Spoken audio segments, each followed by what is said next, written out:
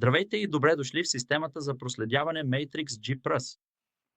Това е компонент от софтуерния енджин за IoT, който ще ви помогне да управлявате всякакви данни от всякакви сензори чрез една лесна за използване платформа.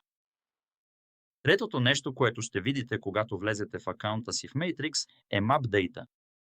Картата показва списък с обекти за наблюдение, за да можете да следите тяхната работа в реално време. Един по един, или като изберете група устройства за по-общ преглед. Тук можете да намерите допълнителна информация. Това може да е регистрационен номер, последно време онлайн или всякаква друга информация, която ви е необходима. Също така можете да групирате обектите по цветове за по-добър преглед или като добавите етикет. За да поддържате ефективността на вашия автопарк, ще трябва да имате достъп до отчети. Можете да изберете между два възможни начина. Един от тях е визуален чрез изграждане на трак. Виждате общ преглед с контрол на скоростта, движение, посока, разстояние или продължителност на спиране във всяка точка от траекторията на един обект или за група. Втория възможен доклад е по-подробен. Като изтеглите електронната таблица и контролирате всички данни от вашия автомобил Moment,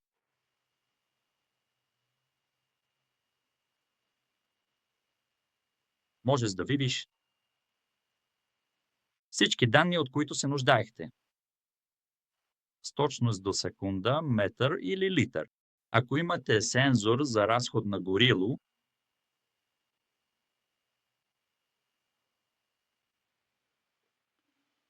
използвайте геозони с известия, за да контролирате напускането или влизането на превозното ви средство във важни зони.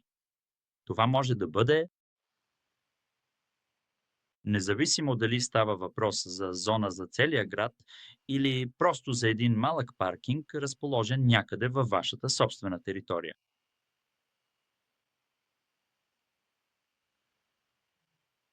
Таблото ще ви даде бърз преглед за критични данни по вашия СДУ.